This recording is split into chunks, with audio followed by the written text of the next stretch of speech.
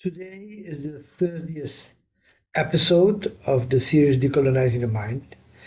And this episode was intent as the concluding conversation on the Bandung dialogues that I have with my brother Imam Al Asi.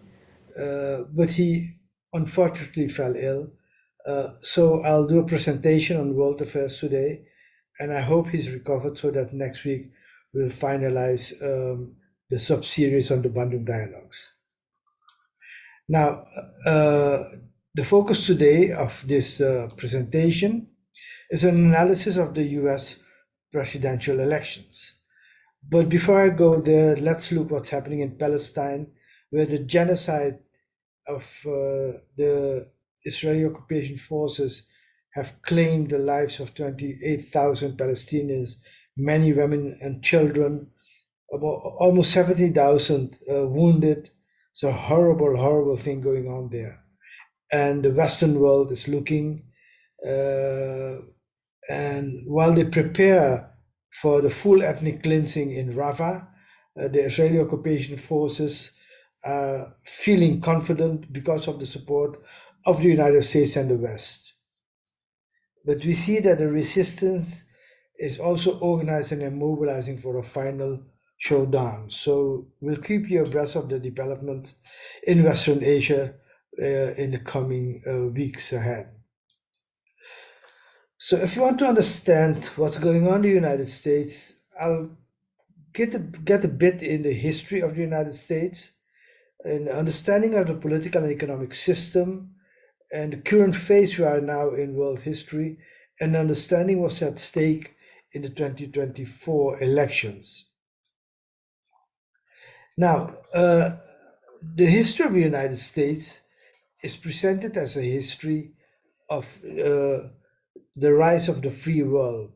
But basically, it was European colonialism, beginning with short-lived trading posts in North Abiyala, and then the settlements of European communities, initially with indentured labor from 1607 onwards, and then the War of Conquest, the first crime of genocides in northern Abiyala, with the occupation of land of the indigenous people there. The British colonies in the Americas, specifically not excluding Canada, began with the Boston Tea Party, the boycott of British East India Company tea, and the slogan "No taxation without representation." Basically, the start of the freedom of white people and slavers in the Americas, the United States of Americas. The War of Independence was led by an enslaver, George Washington, a slave owner who supported the criminal French during the liberation struggle of the black people in Haiti. In the 4th of July, they signed the Declaration of Independence, basically Declaration of Independence for white men. And from there, the number of states grew through war with Mexico, war with the indigenous people, the conquest of the West, and Mexico, the conquest of the South. And the people kidnapped in Africa brought to the USA was about 250,000, much less than in other countries. I have dealt extensively with slavery in the black struggle in episode 24 of my series, where I discuss the current narratives about civilization, the African narratives, and went into the history of the black struggle in the United States. So what you see is the United States, there's a continuous struggle between two forces, which you see also today. In slavery, during this time of enslavement of black people, which lasted, so 2.5 centuries, from 1619 till 1865, when slavery was abolished. Much of it was based on production of cotton, percent of the world production of cotton came from the South, especially was big after the invention in 1793 of the cotton gin, a machine that separates cotton fibers from the seeds. And you see two different developments. One is the expansion of agriculture in the South, and the other is expansion of industry in the North. And those economic contradictions in the North, the development of a national economy began with the railway and banking system and canals. You see a massive migration starting long before the abolition of black enslavement in 1863. And up to 1940, 30 million Europeans came to the US. And they wanted to, the North wanted to install import tariffs, which would be bad for agriculture, but good for their own industry. And the new so-called free land in the West, where they had continuous with indigenous people, was either for the slave owners and smallhold farmers or industrialists. And the role of the federal state in the process of building a national economy was very important. So during slavery, we have this contention about industrialization driven by the North, or slave economy, agriculture driven by the South. And the American Civil War that ended black enslavement began with the election of Abraham Lincoln, who wanted a national economy and industrialization, and the slave states from the South wanted to separate from the North. That's what was the driving force behind the American Civil War. And the South was the Confederation, the North was the Union, and the Union defeated the Confederation, but then had a problem after the defeat, how to reintegrate the defeated white brothers and sisters in the system. And that was done through Reconstruction, where initially, Reconstruction and white betrayal, initially between 1865 and 1874, civil rights for blacks, voting rights, equality rights, were restored, and the integration of the South in the national economy was started.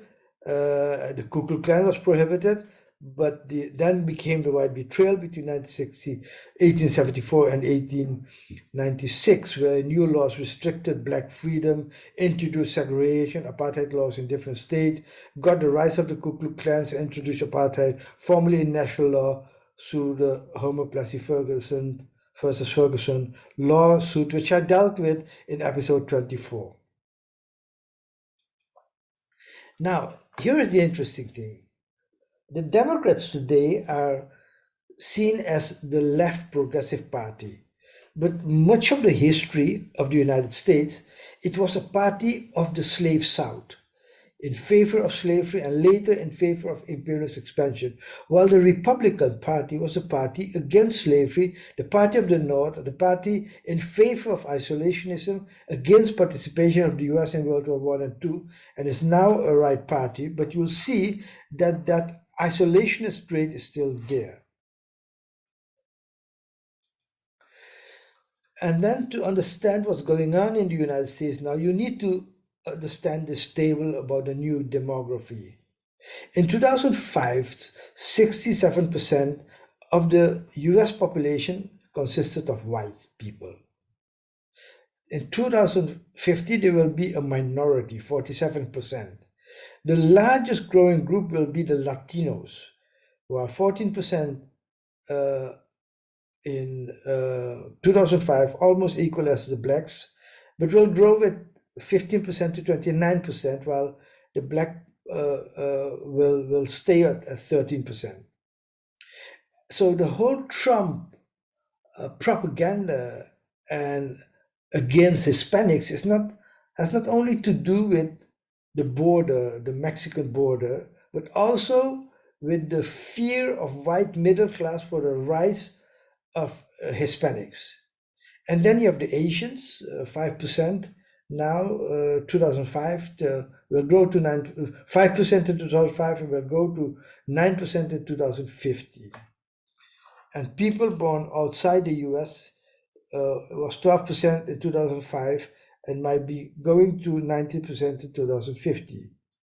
So you see that the United States is more and more becoming a multicultural country where the civil rights movement has achieved a lot. The cabinet of Barack Hussein Obama, 7 of his ministers were people of color. If you take Janet Napolitano, an Italian, also as a person of color. But Eric Holder, an African American, was Secretary of State of the Justice Department. Gary Locke, a Chinese. Hilda Sols, a Hispanic. Stephen Chu, a Chinese. Eric Shenchi, a Japanese. They were all ministers in the cabinet of Obama, which was very multicultural and yet very imperialist. You see it in the governance of the states, where more and more governors are either of Hispanics, Black, or even Asian descent. You see in Louisiana, Bobby Jindal from Asian descent. You see David Patrick, David Patterson, Blacks, Bill Richardson, Hispanics. So that is one factor with the rise of Trump and the fear of the white middle class, who is captured by Trump, of the changing dynamics of society. And then to understand how the political and economic system of the US works, you have to understand the military-industrial complex, which is how the defense industry defines foreign policy. A study by Brown University concludes that between 2000 and 2021, 20 years, the US spent 14 trillion. 1 trillion is a billion, is 1,000 billion. So 14 trillion was spent on military defense, of which 2.3 was spent in Afghanistan. So 12 was outside of Afghanistan, and 1/4 to 1/3 of all Pentagon contracts in recent years, according to this Brown University study, has gone to just 5 major weapon contractors: Lockheed Martin, Boeing, which you know of the aircraft, this is a military-industrial complex, General Dynamics, Raytheon, and Northrop Grumman. They fund politicians and they determine their policies. And then you think that the United States is a democracy. It is not. One author, Helen Caldicott, describes the personal connections between politics and the military-industrial complex. She says, and I quote, without stretching very hard at all, the 2003 invasion of Iraq can be seen as a business deal, a kind of private economic stimulus package orchestrated by and for Bush ideologues and their corporate friends in the military-industrial complex. In his charmed circle of American capitalism, Lockheed Martin, Boeing, and Raytheon manufactured munitions destroying Iraq. George Shultz, who was Minister of State, the Secretary of State in the Bush government, his company, Bechtel Corporation, and Dick Cheney, Halliburton, they rebuilt Iraq. And Iraq paid for the rebuilding with Iraqi oil. So in the Biden administration, you see that the President Biden appointed Lloyd Austin, a black man, as Secretary of Defense, and he had been on the board of Raytheon Technologies, a major defense contractor, since 2016. In any other country, these kind of things would be seen as the top of corruption. Caldicott moves on and explains personal collection with policy. She says, in early March 2003, just before the Iraqi invasion, the army gave Lockheed Martin $100 million for 212 PAC-3S to be used in Iraq, a weapon system. Not coincidentally, Lockheed Martin played a significant role in organizing the Iraqi invasion. Bruce Jackson, former Lockheed Martin vice president, chaired the 2002 Coalition for the Liberation of Iraq, formed with the explicit support of the Bush administration. Jackson also helped draft the statement signed by the 10 new Europe members in support of the war, deriding France, Germany, and other members of the old Europe because they wouldn't support Bush push to invade Iraq. Lockheed Martin receives on average $105 annually from each US taxpayer to support its weapons constructions. Incredible. Private companies organizing a war, defining US foreign policy, and they go for profit, not for peace.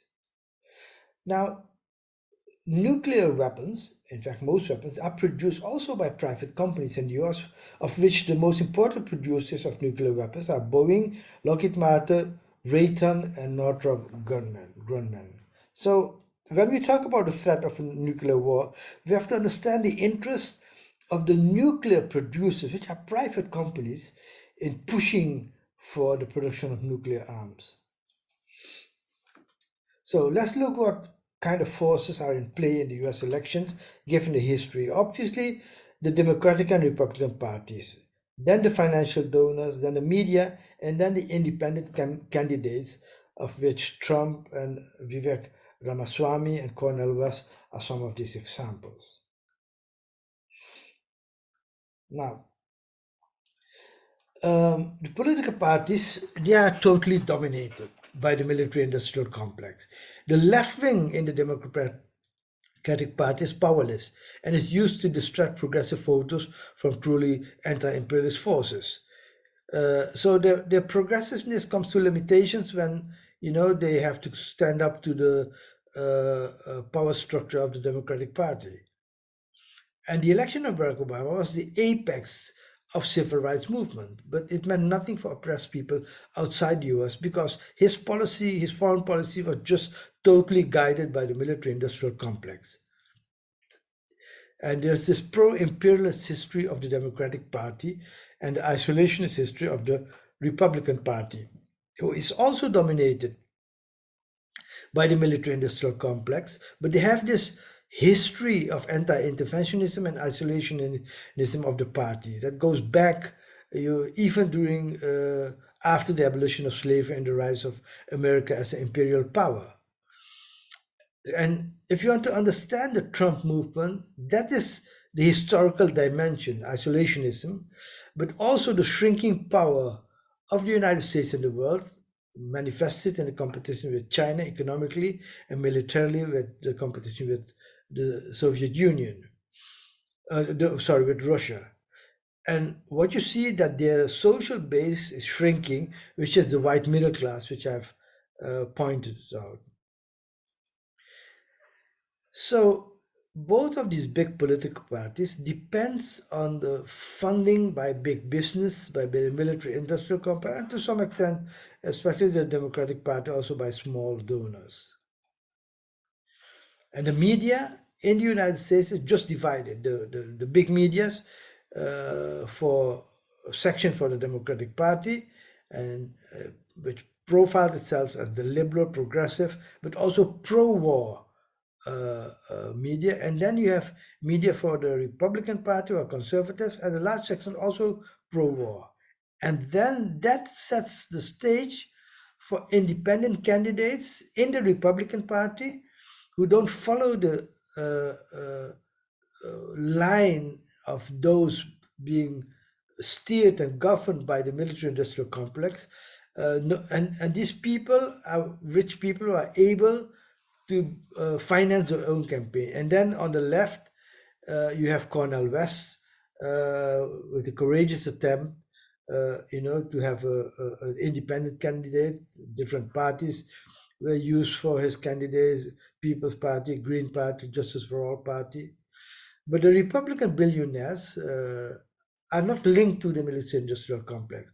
Trump is a real estate billionaire. Ramaswamy is a pharmaceutical industrialist, and they see politics through the lens of business and entertainment. They run political administration as a business, and the goal of business is making money. And for business, peace is better than war. And their social base is the white lower and middle class and the anti-globalist capitalists. Domestically, they are right-wing, but in foreign policy, they are against war. And then you have the left, which has a theoretical weakness. Are they for socialism? What do they want? If not socialism, what is it? The organizational weakness. They have not been able to build an alternative. But there is a huge potential in the social movement in the United States, given the history of Black Lives Matters and ecology and anti-war. So there are big social movements who have the potential to develop into alternative power. So if we look for the anti-war movement in the world, Trump is better than Biden. If we look for domestic policy, Biden is better than Trump. But both are bad for the American population as a whole. And what we need to do is focus on the future and hope that from social movements, an alternative can develop, who knows what they are fighting for, and who knows to organize outside of the structures of the Democratic and Republican Party. In this chapter 13 on Imagine a New World Civilization, I deal with this in my book. You can download this PowerPoint at sandohira.com. And if you want to support this channel, subscribe to it, share it with friends, families, and colleagues, and encourage them to subscribe. Get involved in discussion groups, and if you want to make a donation, look at sandohira.com on how to do that. Okay, this is the episode of the 30th episode, and I hope next week I can have a conversation with Brother Imam Al Asi. Thank you.